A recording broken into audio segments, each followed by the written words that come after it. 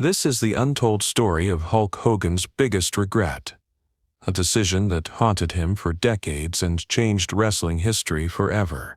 November 23, 1985. Madison Square Garden, New York City. The wrestling world was about to witness the birth of the most successful tag team in WWF history. But behind the scenes, a friendship was forming that would eventually be destroyed by jealousy, misunderstanding, and one terrible decision that Hulk Hogan would regret for the rest of his life. Randy Savage had just arrived in the WWF from the regional territories, bringing with him his beautiful manager, Miss Elizabeth, and an intensity that made other wrestlers uncomfortable. Most of the established stars viewed Savage as an outsider, someone who hadn't paid his dues in their world. But Hulk Hogan saw something different. He saw potential, charisma, and the makings of a superstar. Against the advice of other wrestlers and even some WWF management, Hogan took Savage under his wing. He lobbied for Randy to get better storylines, pushed for him to be featured more prominently, and personally vouched for his character when others questioned whether the volatile Macho Man could be trusted with main event responsibilities. The friendship that developed between them was genuine. Behind the cameras, away from the scripted rivalries and manufactured drama, Hulk Hogan and Randy Savage became close friends. They traveled together, trained together, and supported each other through the pressures of being at the top of the wrestling world. Miss Elizabeth played a crucial role in this friendship. Her calm, dignified presence provided a balance to Randy's explosive personality and Hogan's larger-than-life persona. The three of them became an unlikely family unit, with Elizabeth often serving as a mediator when the two men's egos clashed or when the stress of their careers created tension. For nearly 2 years, this arrangement worked perfectly. The Megapowers, as they came to be known, dominated WWF programming. Their friendship storyline resonated with audiences who loved seeing wrestling's biggest stars united rather than feuding. Merchandise sales skyrocketed. Television ratings reached new heights. The chemistry between Hogan and Savage was undeniable both on screen and behind the scenes. But success breeds complications, and the complications began in early 1988, when storylines started requiring more intimate interactions between Hogan and Miss Elizabeth. Nothing inappropriate was ever scripted or suggested, but the professional requirements of their characters meant spending more time together, more staged romantic tension, more moments where Elizabeth had to choose between supporting Savage or supporting Hogan. Randy Savage had always been possessive and paranoid about Elizabeth, even though their relationship was purely professional. She was his manager, not his real-life romantic partner, but Randy's character was built around protecting her, and over time, the lines between his character's feelings and his own became blurred. The first signs of trouble came during a backstage meeting in March 1988. Creative was planning a storyline where Elizabeth would accidentally cost Savage a match while trying to help him, leading to Hogan comforting her while Randy stormed off in anger. It was standard wrestling drama, designed to build sympathy for Elizabeth and create tension between the Megapowers. But when the scenario was explained, Randy's reaction was more intense than anyone expected. He questioned why Elizabeth needed to be comforted by Hogan specifically.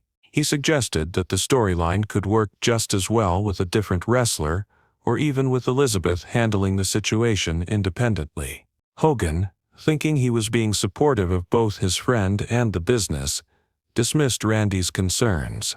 "It's just a storyline, brother," he said. "Elizabeth's a professional. We're all professionals. The fans will love it." This was Hogan's first mistake, though he didn't recognize it at the time. Instead of taking Randy's concerns seriously, instead of acknowledging that his friend was genuinely uncomfortable with the direction of the storyline, Hogan treated it as irrational jealousy that would pass once Randy saw how well the angle worked. The storyline proceeded as planned, and it was indeed successful from a business perspective. Audiences were invested in the growing tension between the Megapowers. The angle was building toward what everyone knew would be an explosive confrontation between Hogan and Savage, one that would draw massive pay-per-view buys and sell out arenas across the country. But behind the scenes, Randy Savage was becoming increasingly isolated and paranoid. He began questioning every interaction between Hogan and Elizabeth, both scripted and unscripted. He started arriving at venues earlier to monitor their conversations. He would interrupt casual backstage discussions between them with suspicious questions about what they had been discussing. Elizabeth, caught in the middle of a situation that was spiraling beyond anyone's control, tried to maintain professional relationships with both men while managing Randy's growing paranoia. She attempted to reassure him that nothing inappropriate was happening, while also trying to perform her job responsibilities, which increasingly involved storylines with Hogan. The breaking point came on February 3, 1989, during a segment on the Main Event television show. The script called for Elizabeth to accidentally cause Savage to lose a match, then be helped to her feet by Hogan while Randy glared from ringside. It was a simple angle designed to advance their storyline toward the inevitable Mega Powers explosion at WrestleMania V. But when Hogan helped Elizabeth to her feet, holding her hand perhaps a second longer than the script required, Randy Savage's paranoia finally boiled over into genuine rage.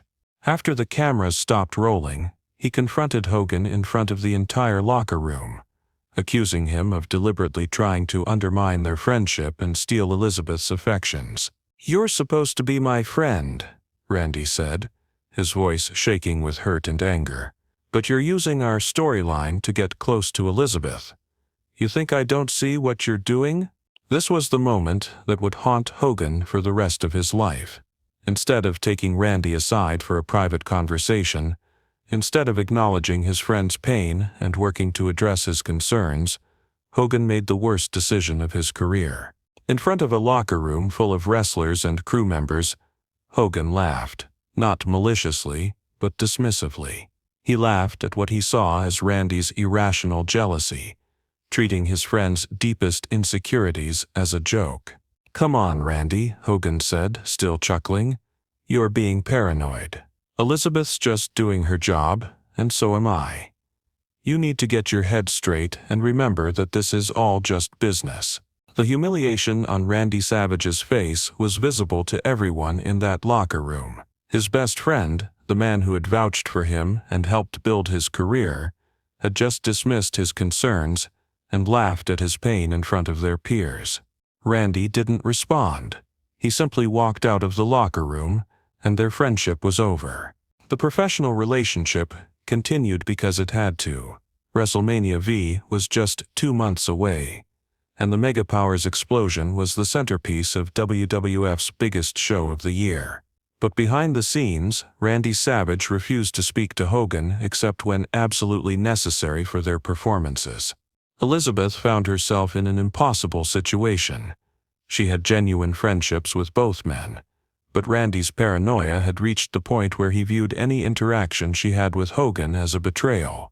She began avoiding Hogan backstage, which only made their on-screen chemistry more forced and artificial. WrestleMania V took place on April 2, 1989, at Trump Plaza in Atlantic City. The match between Hogan and Savage was technically sound and drew excellent crowd reactions, but for those who knew the real story, the genuine animosity between the former friends was painful to watch.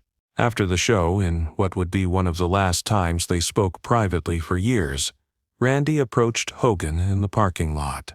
"You destroyed our friendship for a storyline," Randy said quietly. "I hope it was worth it."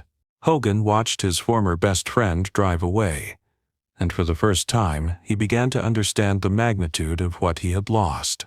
Over the next several years, as both men's careers continued at the highest levels of the wrestling industry, they maintained professional courtesy, but never rekindled their friendship.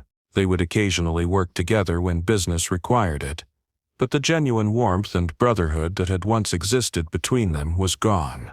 The real tragedy became apparent in 1994, when Randy Savage and Miss Elizabeth, who had married in real life, began having serious personal problems.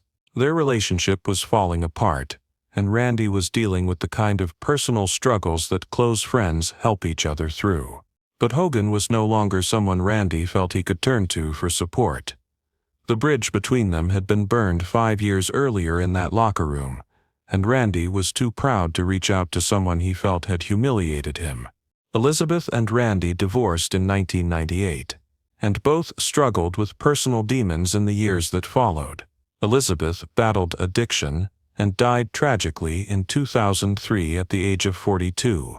Randy dealt with his own demons and passed away in 2011 at the age of 58. At both funerals, Hogan was present but maintained respectful distance. He wanted to offer support and share memories of the good times they had all shared, but he knew that his presence might be more painful than comforting for the families involved. In interviews years later, Hogan would finally acknowledge what many people in the wrestling industry had always known, that losing Randy Savage's friendship was his biggest regret. "I should have taken Randy's concerns seriously," Hogan said in a 2015 interview. "Instead of laughing at him, I should have listened to him. I should have recognized that our friendship was more important than any storyline or business decision." Randy wasn't being irrational or paranoid, Hogan continued. He was protecting something precious to him. "And I treated that like it was a joke. I lost one of the best friends I ever had because I cared more about the business than I cared about the person." The wrestling industry has produced countless storylines about friendship, betrayal, and redemption. But the real story of Hulk Hogan and Randy Savage serves as a reminder that behind all the scripted drama, real human relationships are at stake. Professional success, championship reigns, and pay-per-view buy rates are temporary achievements that fade with time. But the relationships we build and the way we treat people we claim to care about minds, those leave permanent marks on our lives and legacies. Hogan's biggest regret wasn't about a match he lost or a business opportunity he missed. It was about the moment he chose to protect his ego instead of his friendship, and the realization that some mistakes can't be undone, no matter how much success comes afterward.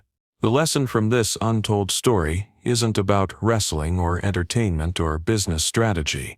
It's about the importance of listening to people we care about, taking their concerns seriously, and recognizing that no professional achievement is worth sacrificing genuine friendship. Randy Savage and Miss Elizabeth are both gone now, and with them went any chance for Hogan to make amends for the decision that cost him one of the most important relationships of his life. All that remains is the regret and the hope that others can learn from his mistake before it's too late to preserve the friendships that matter most. The impact of this destroyed friendship extended far beyond the three people directly involved. Other wrestlers in the locker room witnessed what happened that February night in 1989, and many drew their own conclusions about the kind of person Hulk Hogan really was beneath his public persona. Some saw it as evidence that Hogan's ego was more important to him than his relationships. Others viewed it as a cautionary tale about how the pressures of being at the top of the wrestling world could corrupt even genuine friendships. A few recognized it as a moment where someone made a terrible mistake that would haunt them forever. The wrestling storyline that resulted from their real-life falling out was indeed successful from a business perspective. WrestleMania V drew over 650,000 pay-per-view buys, making it one of the most financially successful events in WWF history at that time. The match between Hogan and Savage was well received by critics and fans alike. But for those who knew the real story behind the scripted conflict, watching the match was uncomfortable.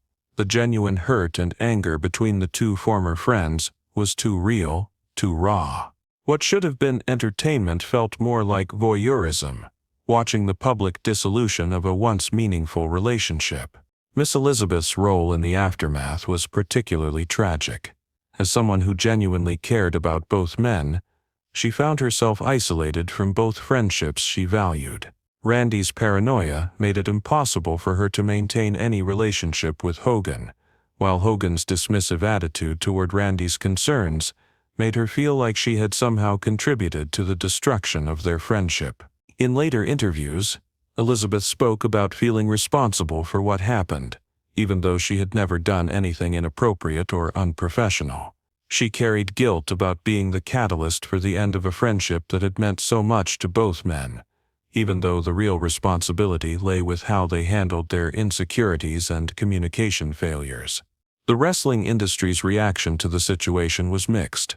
Some veterans saw it as an inevitable result of mixing personal relationships with business storylines.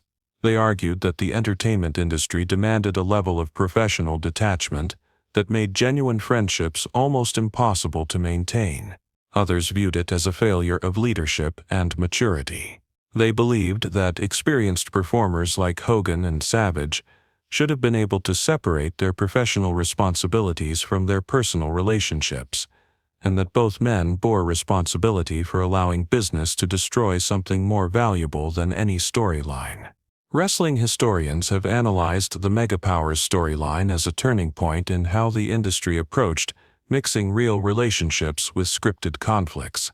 The success of the angle, combined with the personal cost, led to more careful consideration of how storylines might affect actual people. Hogan learned from the experience. Though too late to save his friendship with Randy, he became more careful about how storylines might affect relationships with other performers, making more effort to have private conversations about upcoming angles. But despite these changes, Hogan never fully recovered from losing Randy's friendship. The tragedy was compounded by the fact that both men continued to care about each other, despite their inability to reconcile. When Randy Savage died suddenly in May 2011, Hogan's statement was brief but heartfelt. "He was one of my best friends, and I loved him. I'm devastated by his loss." The realization that any possibility of making amends had died with him was genuinely grief-stricken. The lesson continues to resonate within the wrestling industry and beyond. It serves as a reminder that success, fame, and professional achievement are temporary, but the way we treat people creates permanent consequences. In an industry built on manufactured drama, the real story of Hulk Hogan and Randy Savage stands out as authentic tragedy, not because of what happened to their characters, but because of what happened to their friendship.